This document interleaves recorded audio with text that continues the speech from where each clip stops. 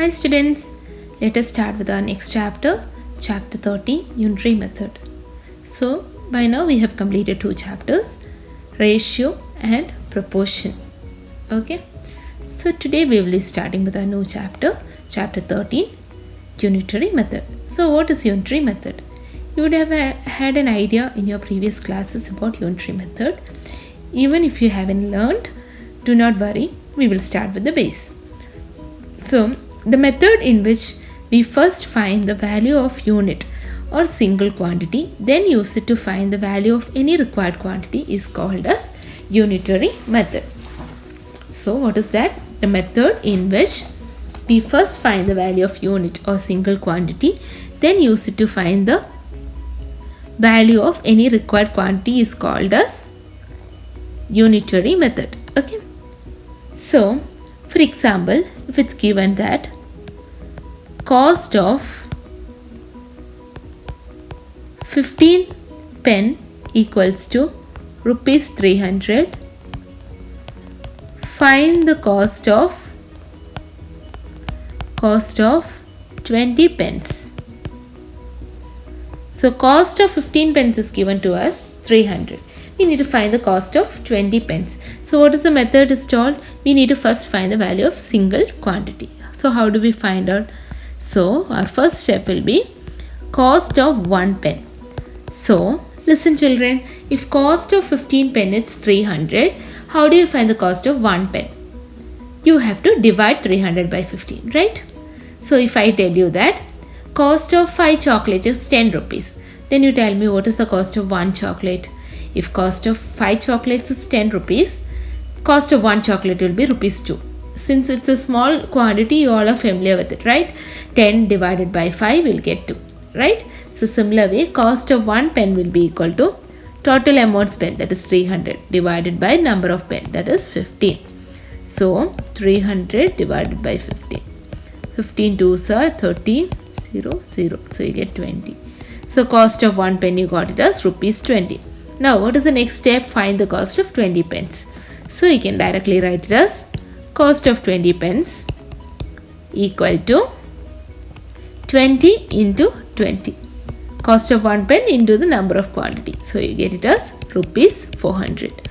So this is how you will be solving the problems. First you will be finding the quantity, single quantity, price of single quantity. Then using that same thing, you will be finding out the cost of the given quantity. Okay. So this chapter is in page number 115 in your textbook. Okay. So to make it more clear, to have more idea about it, we can just go through two more topics in this. That is, the first one is direct variation. It is given direct variation. So coming to that, what is direct variation? Two quantities are said to have direct variation if one quantity on increasing one quantity, other also increases.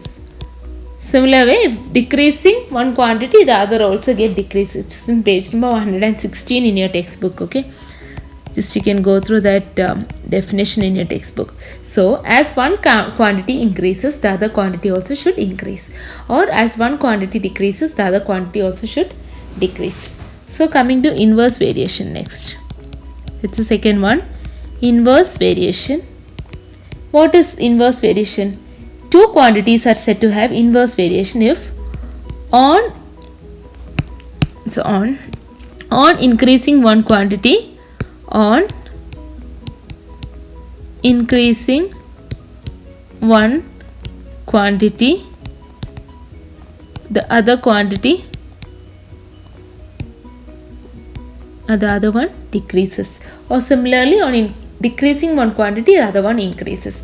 Now we will be confused. What is this increasing quantity and decreasing quantity? For example, the example what we have done now here. Okay, what was that? Cost of 15 pen is 300. So as the quantity of the pen decreased, what happened to the cost? That also decreased. Again, when the quantity increased to 20, the cost also increased.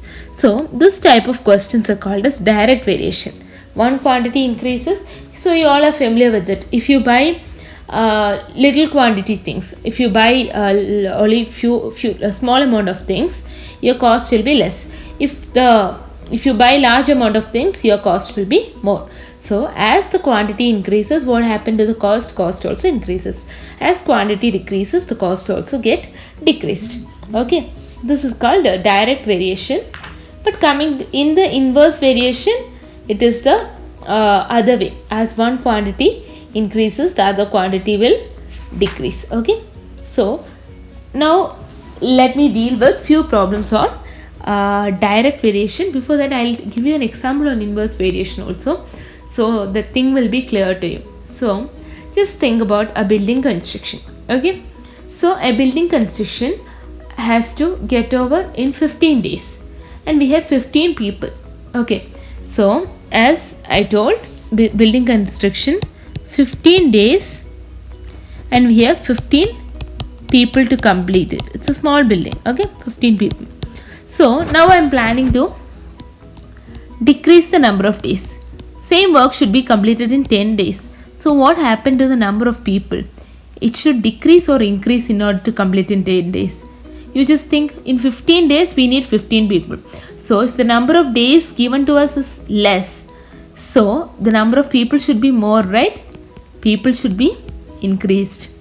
Correct? So as this quantity decreases, days decreases, the number of people is getting increased. Okay, that's how you do it. I hope it's clear to you.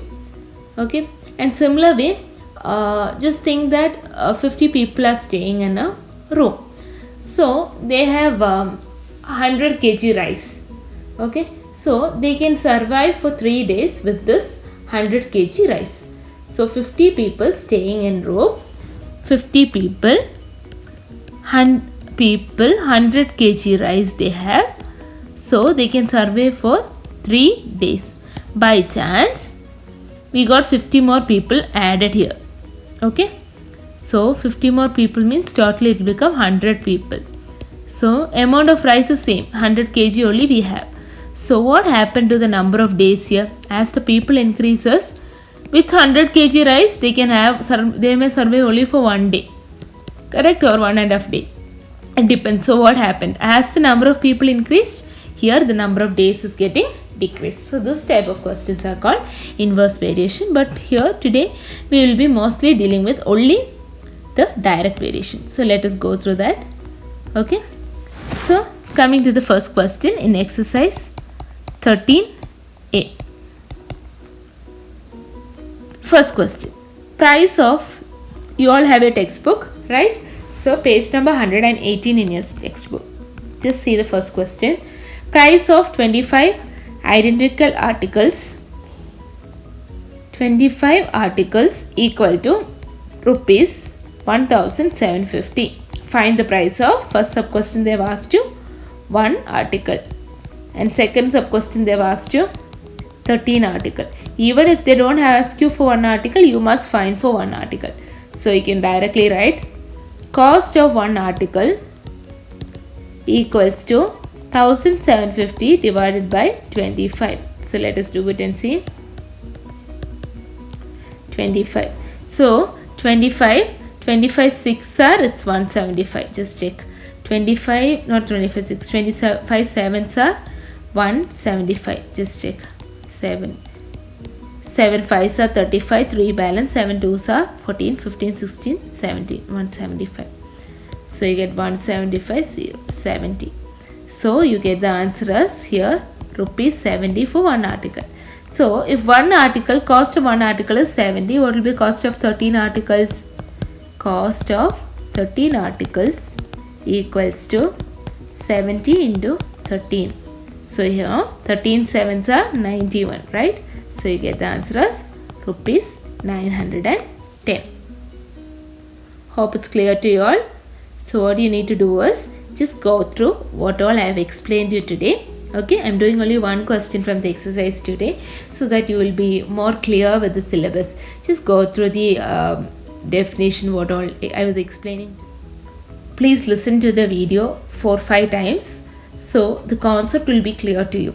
Once the concept is clear, we can solve more problems on that. So just go through some example questions given in your textbook also. So the unitary method and the topic will be more clear to you. Okay, so I'm stopping with this one question. Let us continue rest in the next class. Okay, thank you students. And before that, one more thing, please write down the definition of unitary method, direct variation, in inverse variation in your classwork, and do the first question of the exercise in your classwork also. It's a work for you today. Okay, thank you students.